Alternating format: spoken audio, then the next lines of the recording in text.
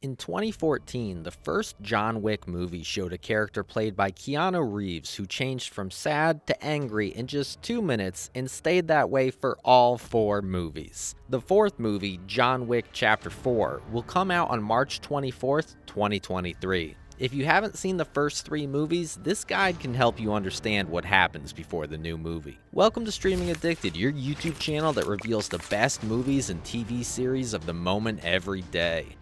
How much? Excuse me? How much for the car? She's not for sale. The story of John Wick begins with his wife, Helen, passing away from a serious illness in Chapter 1.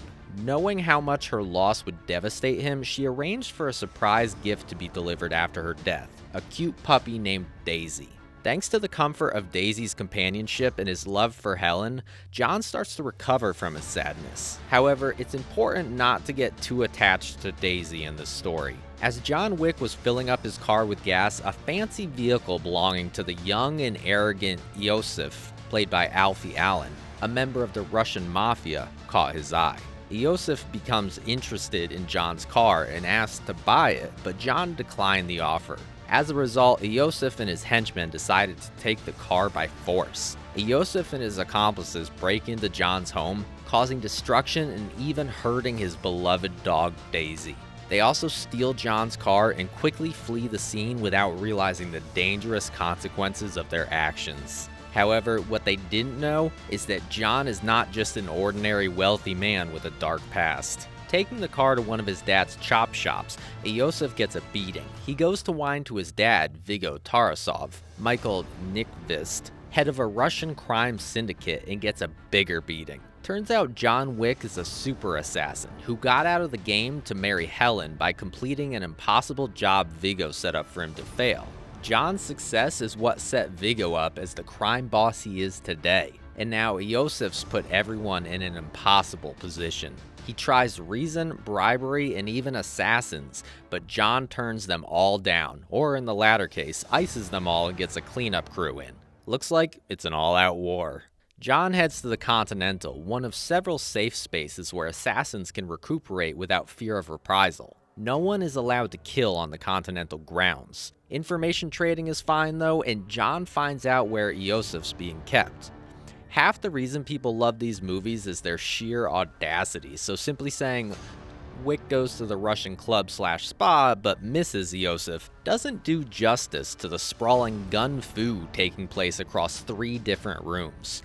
After recovering at the Continental, John is almost assassinated by Perkins, played by Adrienne Palicki, a female contract killer who appears to hold a grudge against him.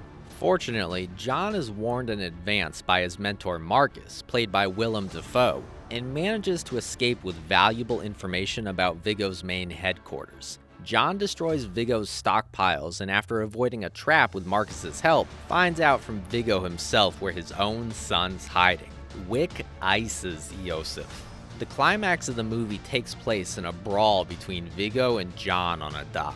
Though John emerges as the winner, he is left injured and seeks medical treatment at an animal clinic. The film concludes with John adopting a pit bull puppy that was supposed to be put down and walking off into the day with his new companion. 4 days later, John Wick Chapter 2. Seriously. The movie picks up just 4 days after the bonkers incidents of the previous film, with Wick tying things up with the remaining Tarasovs and getting his car back. Santino D'Antonio, an Italian mafia boss, approaches John and offers him assistance with his impossible task. In exchange, D'Antonio receives a marker, which is a physical symbol of a sworn oath that compels the giver to fulfill any request made of them. This installment of the film highlights the importance of honoring every marker, which is a fundamental rule of the underworld, along with the no killing on continental grounds rule that also plays a role. Santino wants John to kill his sister, Claudia Girini, so he can take over their crime operations. At her official coronation, John confronts her in the dressing room and fulfills his obligation, only to realize he was set up to take the fall. The movie mostly shows a lot of action scenes where one assassin after another is trying to kill John because of the $7 million bounty that Santino placed on him to save himself. One of the assassins is Eris, a knife-throwing leader played by Ruby Rose. The movie has more focus on action than on its plot. John gets some help from the Bowery King, played by Lawrence Fishburne, the first time he and Reeves were together on scene since the Matrix trilogy. After successfully surviving numerous attacks by both Santino's hired guns and other assassins out for the $7 million bounty on his head, John finally confronts Santino at the Continental. Santino tries to seek refuge at the hotel, but John shoots him in the head. As a result, John is declared excommunicado and is cut off from the assistance of the Continental. However, as a gesture of goodwill, the owner of the hotel gives John a 1-hour head start before he is targeted by assassins worldwide. This is where Parabellum will begin. At the start of the movie, we see John Wick and his faithful pitbull companion running through the busy streets of New York City. With less than an hour until he's officially excommunicated and a $14 million bounty on his head, he knows time is of the essence. He hails a cab and entrusts his beloved dog to the care of Sharon at the Continental by giving the cabbie a token. John then makes his way to the New York Public Library, where he seeks out a book containing hidden marker coins and a crucifix necklace. The librarian points him in the right direction, but their quiet moment is interrupted by the arrival of a lone hitman named Ernest. A brutal fight ensues, with John and Ernest battling it out amidst the bookshelves. Ultimately, John gains the upper hand, wielding a heavy tome to beat and dislocate Ernest's jaw before finally snapping his neck with it. John seeks medical attention from the doctor to fix his wounds, but the time limit to his safety is ticking. The doctor is unable to complete the surgery in time, so John finishes it himself. Before he leaves, the doctor advises him to shoot him in specific areas to make it appear as if he was coerced into helping John. As John runs through Chinatown, a gang begins chasing him, leading them to a warehouse where a fight breaks out. Amidst the chaos, they discover a stockpile of knives and daggers. Despite the gang's effort, John uses his knife-throwing skills to take them down, including landing an axe in the leader's head.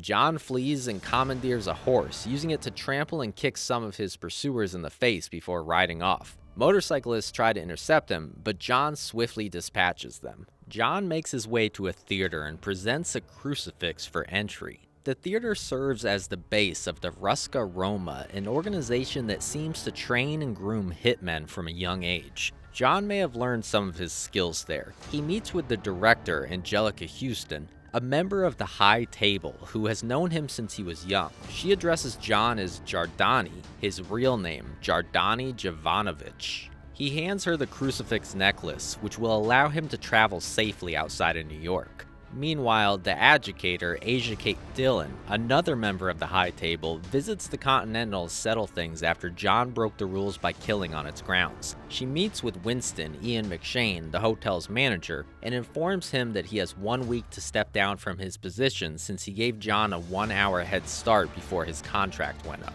The educator also pays a visit to the Bowery King, Lawrence Fishburne, who provided John with sanctuary when Santino put a hit on his head, and orders him to step down as well. After being attacked by hitmen upon arrival in Casablanca, John is saved by a guard who recognizes him and escorts him to meet Sophia, an old friend who is accompanied by her fierce German shepherds. John presents her with a marker that bears her blood, earned when he protected Sophia's daughter and hid her. Although reluctant to help, Sophia agrees to assist John in his quest to locate the Elder, a figure even higher in rank than the High Table, who can lift John's excommunicado status. Meanwhile, the educator tasks an assassin named Zero and his men with finding and killing John. Eager to please, Zero accepts the mission. The educator also pays a visit to the director, who aided John's escape, and orders her associates to be killed as the punishment. The educator then forces the director to prove her loyalty to the High Table by running a blade through both of her hands, shedding blood as payment. John travels with Sophia to meet Barada, who has the information on the location of the Elder. However, John insists that the Elder must seek him out before he agrees to meet with him. Barada demands one of Sophia's dogs as payment, but when she refuses, he shoots one of the dogs, which was wearing a bulletproof vest. Furious, Sophia and John take out Barada's men, while the dogs attack them, including Barada himself. Before leaving, Sophia shoots Barada in the leg and takes one of his cars. Meanwhile, the educator pays another visit to the Bowery King, who refuses to step down. As punishment, the educator orders Zero to slash him 7 times. Sophia drops John off in the desert and he eventually collapses. He is later found by the Elder, who agrees to lift his excommunicado status if he kills Winston. John agrees and pledges his loyalty by giving his wedding ring after severing his left ring finger. Upon his return to New York, John is immediately targeted by would-be assassins in Grand Central Station. However, Zero's men quickly kill off the attackers, as they want to save John for Zero himself. Despite being chased on motorcycles through a bridge, John manages to evade their attacks before killing them off. Zero almost catches up to John, but is unable to harm him once they reach the Continental. Inside, Zero confesses that he is a huge fan of John and that killing him would be an ultimate honor. John goes to meet with Winston, who knows that John has been ordered to kill him on behalf of the High Table. Winston offers John a choice. He can either kill him and live his life as a killer, or choose to live as a man the way Helen would have wanted. The Agitator arrives to find both men, but Winston refuses to step down and John refuses to kill him. As a result, the Agitator declares the Continental deconsecrated, allowing killing on the hotel grounds. Winston provides John and Sharon with armor-piercing rounds and stays in his safe room with John's pitbull. Together, John and Sharon take out some high-table assassins, but their armor is too strong. Winston provides them with armor-piercing rounds, and they manage to kill off all the other assassins. However, they are left to fight Zero and his men. After a fierce battle, John ultimately overpowers Zero and runs his sword through his body. Despite his defeat, Zero still believes that it is an honor to be killed by John. As the morning comes, the Agitator offers to parley with Winston. They meet on the roof of the hotel where she offers to let Winston stay at the Continental, but John must be dealt with. Winston then appears to betray John by shooting him multiple times, sending him falling off the roof to the ground below. The Agitator reconsecrates the hotel and starts to leave, but she goes around by the alley where John fell and notices he is gone. She informs Winston, and they realize John is still a problem. John is picked up by TikTok man, Jason Mantzoukas, who brings him to the Bowery King in his lair. He sees how messed up John is, and he tells him that he is pissed at the High Table. He asks John if he's pissed too, and John says he is. John Wick, the legendary assassin, is now excommunicado with a $14 million bounty on his head for killing a member of the High Table. Seeking help from the Elder, who has the power to lift the bounty and reinstate his privileges, John is ordered to kill Winston as a condition for his help. Meanwhile, the Agitator, a representative for the High Table, orders Winston to step down from the Continental for helping John and does the same for the Bowery King. The Agitator hires Zero, a fan of John's, to find and kill him. When John returns to New York to kill Winston, he decides to step down from being a killer, leading to the Agitator allowing killing at the Continental. John and Sharon kill the High Table's assassin before facing off against Zero and his men, killing them all. The Agitator bargains with Winston, letting him keep the Continental and having it go back to the no-killing rule, but Winston appears to betray John and shoots him off the roof. He is picked up by TikTok man, assistant to Bowery King.